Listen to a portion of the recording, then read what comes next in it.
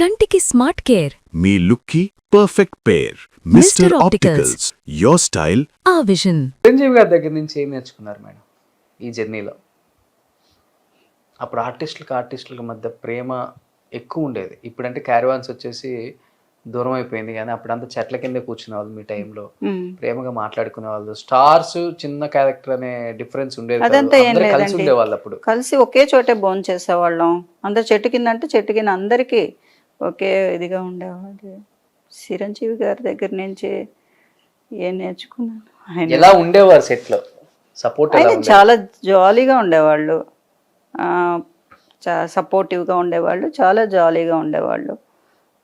ఆయన కొంచెం మోడ్యులేషన్స్ అవి కూడా కరెక్ట్ చేసేవాళ్ళు, డైరెక్ట్ మోడ్యులేషన్స్ అవి కరెక్ట్ చేసేవాళ్ళు, జోవియల్గా ఉండేవాళ్ళు. వెంకటేష్ గారు? వెంకటేష్ గారు ఆయన ఒక 4 సినిమాలు చేశాను అనుకుంటా ఆయనకి సిస్టర్గా.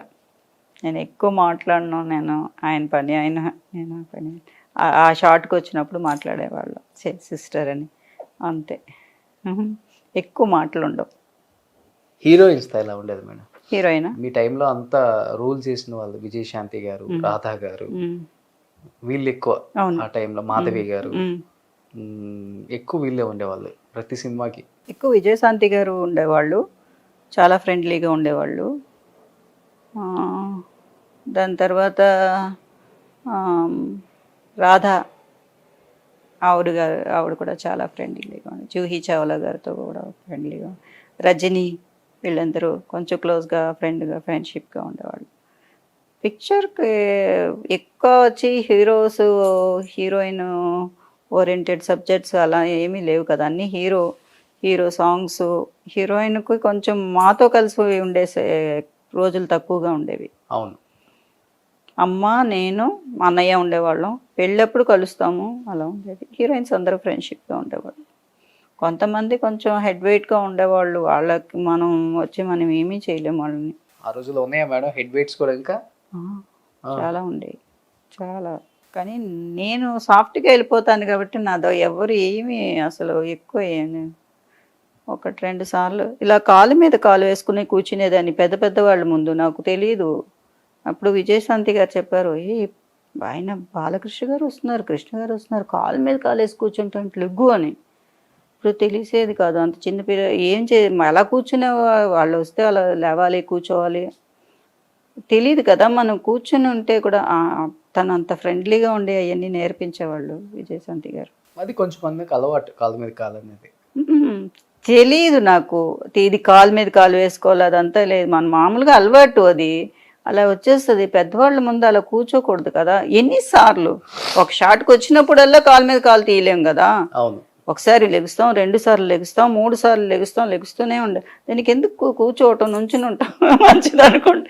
చాలా సార్లు కాలు ఆ తర్వాత తెలిసింది, ఎన్నిసార్లు అయినా పర్వాలేదు, మనం పెద్దవాళ్ళు వచ్చినప్పుడు లేవాలి. ప్రతి షాట్కి లెగుస్తారు. వాళ్ళు వచ్చారంటే మేము నుంచునే ఉంటాం. వాళ్ళ ముందు కూర్చునేది. మనం కాలు మీద కాలు వేసుకుని తెలియదు కదా. చిన్నపిల్లని 12 ఏళ్ళకి సిస్టర్ క్యారెక్టర్ మనకి ఏం తెలుస్తుంది. అవన్నీ నేర్పించేవాళ్ళు. బట్ మీ టైంలో ఉన్న ఆర్టిస్టులు అందరితో పోల్చుకుంటే మీరు చాలా అంటే చాలా బ్లెస్డ్ గాడ్. ఎందుకంటే ఎస్వి రంగారావుతో చేశారు, సావిత్రమ్మతో చేశారు, ఎన్టీఆర్ గారితో చేశారు. ముఖ్యంగా ఈ ముగ్గురితో ఎలా ఉండేది అనుబంధం? ఎన్టీఆర్ గారితో భయం. ఆయన ఇటు వస్తే నేను ఇటు వెళ్ళిపోతాను, నాకు అసలే భయం. ఆ షార్ట్ అప్పుడు చేసేదాన్ని. కానీ నిప్పులాంటి మనిషి ఆయన, నేను పెద్ద అయిన తర్వాత ఎన్టీ రామారావు గారు. ఓకే. సో కానీ నిప్పులాంటి మనిషి ఆయన, నేను పెద్ద అయిన తర్వాత ఎన్టీ రామారావు గారు. ఓకే. సో ఆయనతో కాంబినేషన్ తక్కువ ఉంది. సింహబలుడు వచ్చి తమ్ముడు ఆయనకి నేను. అప్పుడు ఆ టైంలో ఆయనంటే భయం, అలా దూరంగా భయపడుతూ అలా ఉండేదాన్ని. నాగేశ్వరరావు గారు ఎప్పుడో కొంచెం ఆయన ఫ్రెండ్లీగానే ఉండేవాళ్ళు, అలా ఉండేదాన్ని. నాగేశ్వరరావు గారు ఎప్పుడో కొంచెం ఆయన ఫ్రెండ్లీగానే ఉండేవాళ్ళు. చిన్నపిల్లని చాలా ప్రేమగా చూసుకునేవాళ్ళు. చిన్నపిల్లగానే చిన్నపిల్ల బాగా చిన్నపిల్లని చాలా ప్రేమగా చూసుకునేవాడు. చిన్నపిల్లగానే చేశాను. అదే టైంలో కలెక్టర్ గారి అబ్బాయికి ఆయన పెద్ద అయిన తర్వాత కూతురుగానే చేశాను. అదే టైంలో కలెక్టర్ గారి అబ్బాయికి ఆయన పెద్ద అయిన తర్వాత కూతురుగానే చేశాను. ఓకే. ఎస్వి రంగారావు గారు మేడం?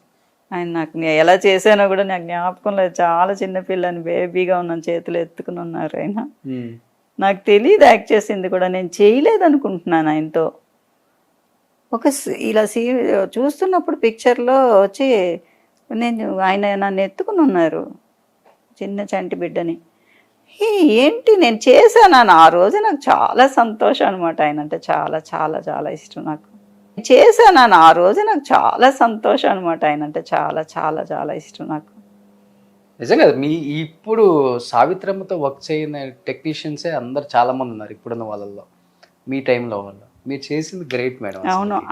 యాక్చువల్లీ అమ్మ వచ్చి చాలా సిక్ అయిపోయారు ఆ టైంకి. నేను దేవుడు మావయ్య పిక్చర్ చేస్తున్నప్పుడే ఆ పిక్చర్లోనే చేశాను మా అమ్మతో, సావిత్రమ్మతో. అప్పటికి చాలా సిక్గా ఉన్నారు. ఆవిడ గెస్ట్ అపీరియన్స్ ఆ పిక్చర్లో. ఓకే.